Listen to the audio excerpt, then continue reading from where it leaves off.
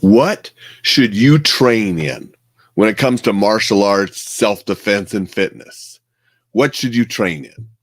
That's the topic we're going to address this morning on top on Coffee with Alain. Maybe I need to drink some more coffee.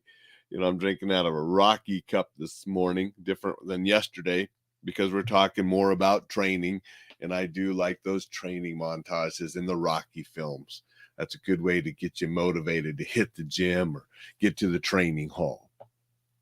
So what should you train in?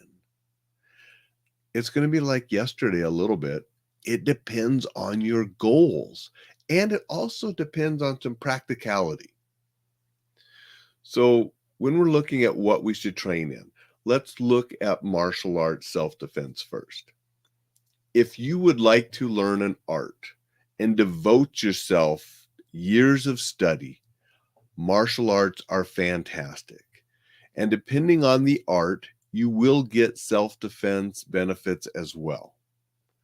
If all you want to learn is strictly self-defense to be able to defend yourself, you don't have to dedicate yourself for years of study through a traditional martial art.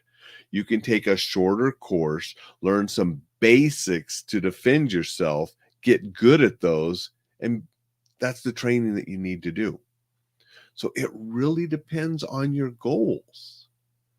If you want to be an Olympic athlete and compete in the Olympics, you're going to be narrowed down to a few different styles. You're going to be boxing, wrestling, taekwondo, judo. There it is. And so you need to take some of those into consideration of what your goals are.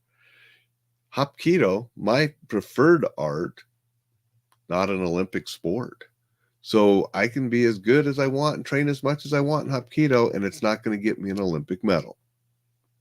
Now, one of the reasons I chose Hapkido is because it is a traditional art, and it had self-defense aspects and orientation more than the sport, because that is what I was interested in. I also like the joint locks and the controlling techniques that you learn in Hapkido, because those have helped me on the job. Now, with that said, you can learn some of the self-defense stuff and the basic joint locks to work on the job and not have to learn the entire art of Hapkido if that is your goal. I personally wanted to train in an art, go up the belt ranks, and train in something that I could continue to train in and teach for the rest of my life.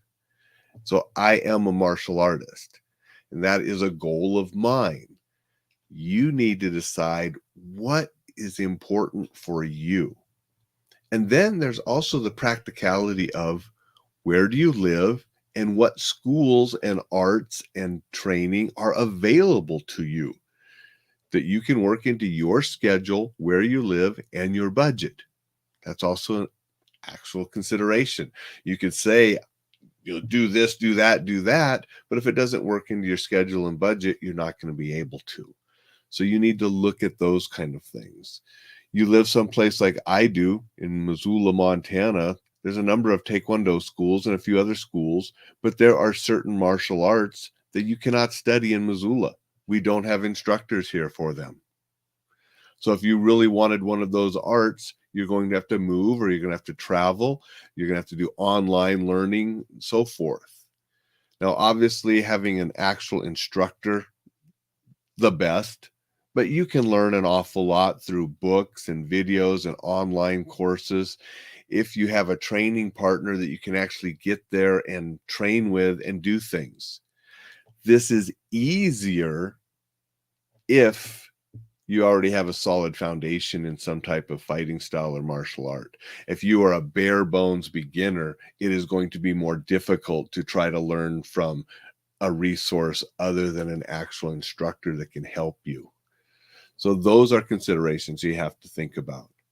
If you want to go into the octagon, you're going to need to train in an MMA style training, environment with people that are adverse in that and that you can train with and that can get you to that level. Okay. So it really will depend on what your training goals are of which style and what you should train in. And then I would also say, if you're looking at some different styles, you need to look at the instructors and the other students. That is very important. I'd rather you train at a style that wasn't your first choice with a great instructor than your first choice of style with a terrible instructor. So you need to go and you check out those kind of things as well. I want to see a couple comments here. Dixon's here this morning. I want to be as good as John Wick. Being able to use a pencil like that would be awesome. Well, that's going to take some training, Dixon. And Dixon knows that. Dixon's been a martial artist from years. Jay and Vicky said good morning. Appreciate you guys being here. And Steven's here this morning says, so many students come in with different goals, as you stated. As an Aikido instructor, many years, always tell students who want to study something, what does your mind and body tell you that you can handle? Check out different dojos and interview instructors. It's your time and body. Exactly. And I've had people come to me with different goals than I could help them with. I said, if you come to me and you want to compete in tournaments, I'm not going to help you because Hapkido, we don't do that. I'm going to send you to a Taekwondo school or something where they do compete a lot if that's what your goal is. You know, Steven's here. He probably has people that come into his dojo wanting to compete as well. And Aikido is not a competition art. So he probably helps them find some place that better matches their goals. Sometimes you want to find an art that better matches your body and your type of style. You know, Hapkido is sort of rounded. You know, it has the kicking and striking, but also has the throwing and the joint locks and different weapons. So I liked it because it was well-rounded in some different things. And it suited my personality and my goals. Some people it's not going to suit, and you need to go somewhere where it does. And again, you need to find an instructor and fellow students that you mesh with, that you are comfortable with, an environment that you will thrive and reach your goals. If you don't have that, you're not going to stick with it and you're not going to reach your goals, and it's going to be disappointing. Now that's mainly for, the martial arts. If all you want to do is learn how to defend yourself, then you can go to a shorter program, learn something quick, learn the real basics, because they're going to be gross motor motions that are easier to learn, not as complicated as some things you're going to learn in the martial arts. Practice those, get good at them, get the right mindset to defend yourself, something I'm working on a course right now to help you with. And then you can defend yourself in many situations. The majority of the time, you're not going to be attacked by a top MMA fighter, where you have to be in that same physical condition and have that ability of fighting to defend yourself. Most of the time it's going to be, and I get this information, I say most of the time, because look at all of these surveillance camera attacks and stuff. It's not MMA fighters mainly beating people up. A lot of it's ridiculous about how poor, any of them are in actual combat. And so learning some basics where you can hurt the person, get to safety, you can do that in a relatively short time. I'm putting together an online course that includes my old Paladin videos to teach just that. I teach some of that in live courses, and there are others that do that too. The people that come in and they teach the short, real basic self-defense courses. Get good at those real basics, and you can defend yourself. I'm going to stop and see what Steven said. Dixon, 1,000 cuts or 1,000 techniques? Choices. Yep, you got to keep going into that. So that is a little bit about what you should train in. And it really depends on your goals for training, what's available, what fits into your time and your budget, and making sure you find a good instructor, good resources to teach you. When it comes to fitness, what you should train in is very similar.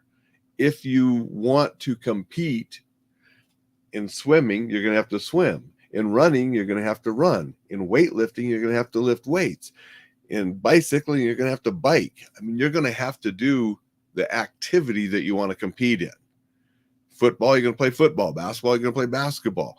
You're a gymnast, you're going to practice, the gymnastics events. So you have to do what you want to compete in, and then you work on the best supplementary exercises and training for that sport, working with a good trainer that can help you do that. If you're like me and you're not wanting to compete, you're just wanting general fitness to be in shape so you can do general daily activities and continue to practice your martial arts or your self-defense skills, well, then I think you should have a rounded program that includes some weightlifting, some type of something where you're working on your muscles, whether that's body weight exercises. You can do push-ups and things like that, pull-ups, wonderful exercise, or actually hitting the weights. I think you should have that component. You should have some type of an aerobic component, whether that's running or biking or swimming, something to get your heart rate up, hiking up and down the mountains, whatever, like I do, whatever works for you. You should have some type of stretching in there. And I personally, like to do some stretching before, my martial art workouts, but then I also do some yoga and such. And I actually like Dallas Diamond Page. So I do some DDP yoga. I like that. I like him, but you could do more traditional yoga.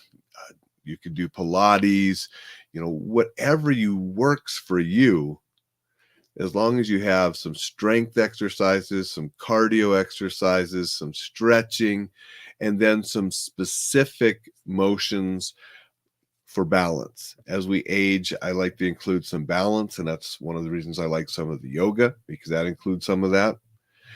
Include some breathing. The yoga does include breathing, but I also, teach combat breathing, autogenic breathing in all of my safety classes, in my active shooter classes. So I believe that you should have some type of breathing included into your exercise program as well. So those are some real generalities. Yeah, I need more coffee, for you to think about when you are devising and designing your own training program for martial arts, fitness, and for self-defense. So I hope that gives you something to think about a little bit and helps you formulate your goals and make sure that you're training to achieve those goals with a good instructor, with good resources, and including some of the things I talked about today. Hope that helped a bit. Sign up for that newsletter. Be going out this weekend. Maybe I'll even put something about training in the newsletter. Tomorrow, we're going to do a little bit more about training. Sort of got this training series going on, but I'm going to be talking about a different aspect that John brought up yesterday, training for longevity. So that is going to be the theme tomorrow. So go out, make it a wonderful Wednesday, and we'll see you then.